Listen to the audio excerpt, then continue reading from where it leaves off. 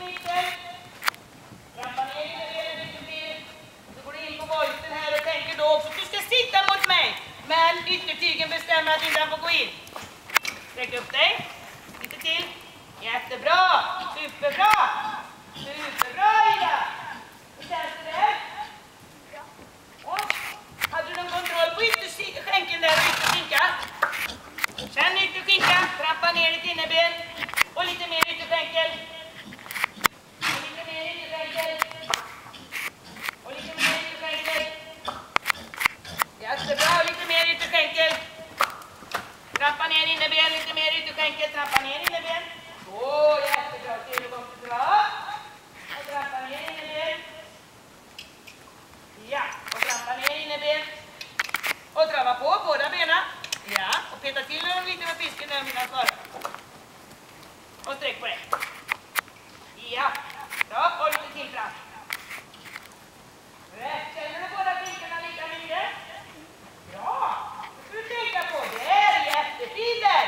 Det är en jättefin i formen och där sitter du bra och är mitt över. Jättebra. Sitt mitt över. Och trava på. Mitt på ponnyn måste du sitta. Bra. Superbra. Känns det där?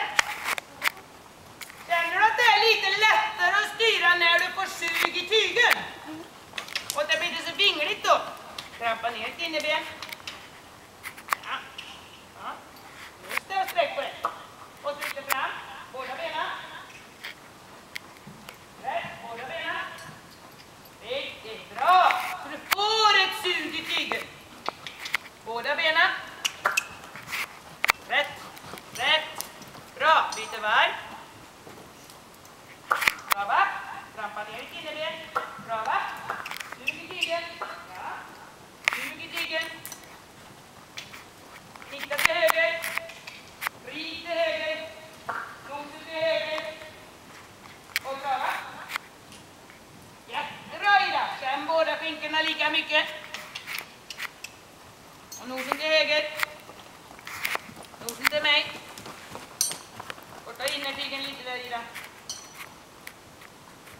Korta innertygen lite, Ida. Och nosen till mig. Ja. Bra! Och sträck dig på dig. Jättebra. Och dra, va? Du bestämmer.